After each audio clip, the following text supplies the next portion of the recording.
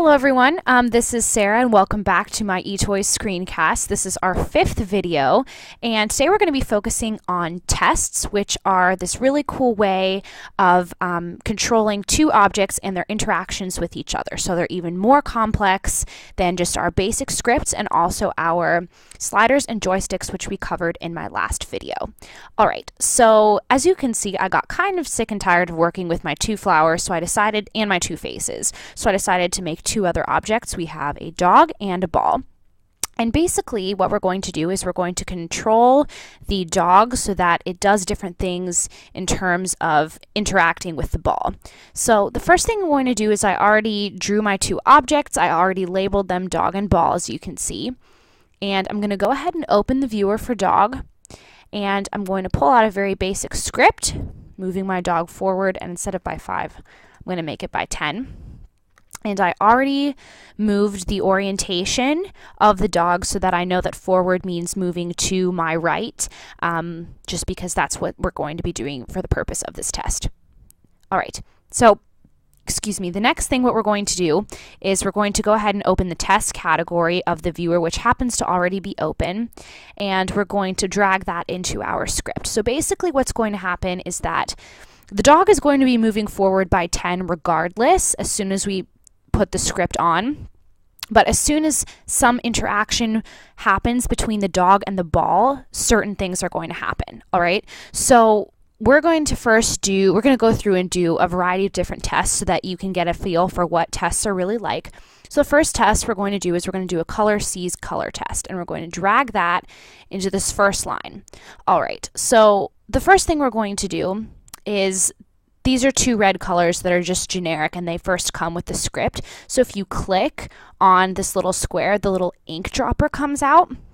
And if you remember back to either my first or second, third video, when I talked about the sketch tool in detail, I talked about the ink dropper. And the ink dropper changes the color to be anything that you want it to be. So in this particular test, I'm going to have it be an interaction with the dog's tongue color and with the ball's red color. So I went ahead and ink dropped both of those so that I made them customary to this particular situation.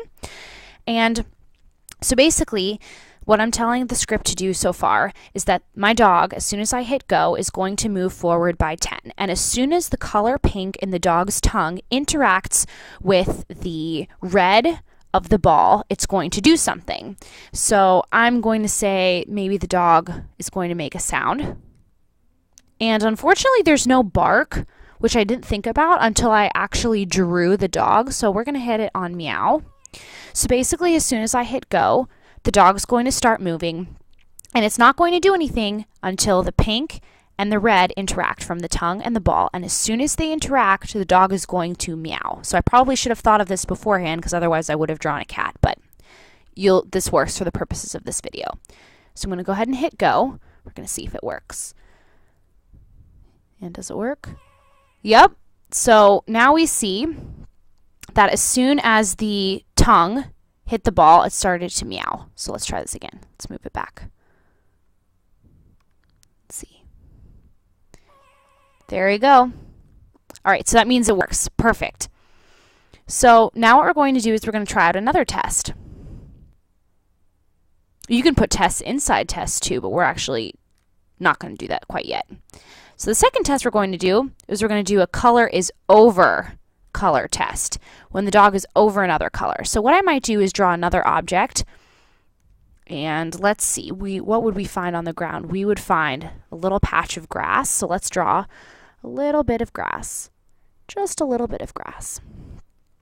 Okay, so as soon as the dog touches this grass, it's going to do something else. Let's move the ball over here. So now we're going to go ahead and label this as grass. And when the dog is over, oops, I just moved that out. When the dog is over the color of the grass, we're going to ink drop that out. Then it's going to do something else. So let's open up the dog's viewer. And maybe it's going to turn around. Let's see if that'll work. All right, so let's try this.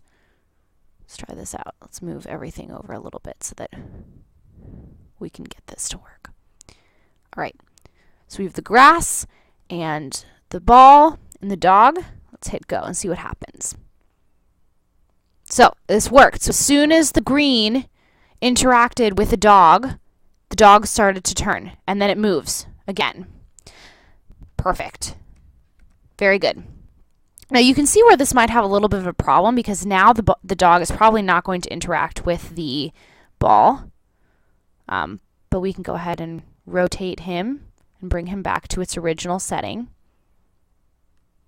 All right, so you can see where this would kind of get to be a little bit annoying, where every time that we want the dog to go back to the beginning of the script so that he could interact with the grass and later the ball, we have to stop the script, then we have to rotate the dog and put him all the way back. So instead of doing all of these individual tasks, we're going to make something like a button, and so that when we push this one button, all of these commands can set the dog back to its original location. So to do this, what we're going to do is we're going to open the viewer for the dog. We're going to pull out his X and his Y location into the script, as well as his heading. And what we're going to do is we're going to hit this little menu button right here, and we're going to have button fire to show script, and we're actually going to rename this as reset. Dog reset. And we're going to take this button, and we're going to move him over here.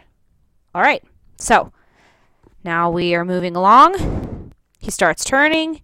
He goes out of control. Reset, back to the beginning. Reset, reset. You get the idea. All right, perfect. So that was a really quick way to fix our really annoying problem. So now we're going to make another test. So let's say that our dog, oops, we're going to pull out a new test into our script. All right, so let's say our dog overlaps this grass. We want a different test to happen. We're going to make a tile of grass, and we're going to make a test to see what would happen if the dog will overlap the grass, and instead of turning, or maybe he'll make another sound. He can croak now. All right, so that means that this test is we don't need this test anymore because we're already doing another test with the grass. We can go ahead and throw this guy away. All right, so let's see this.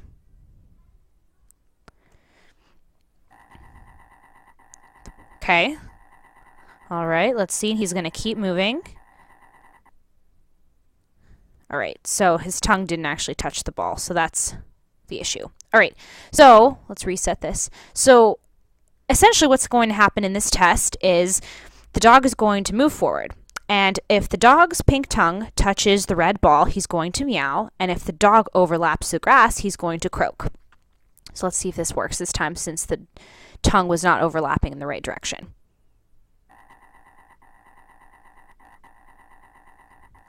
All right, the second test works.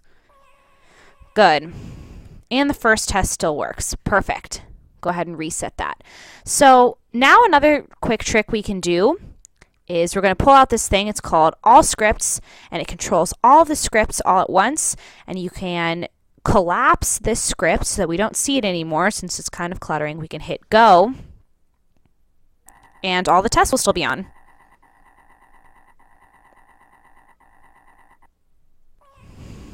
And then we can stop it right there and reset him back to the beginning.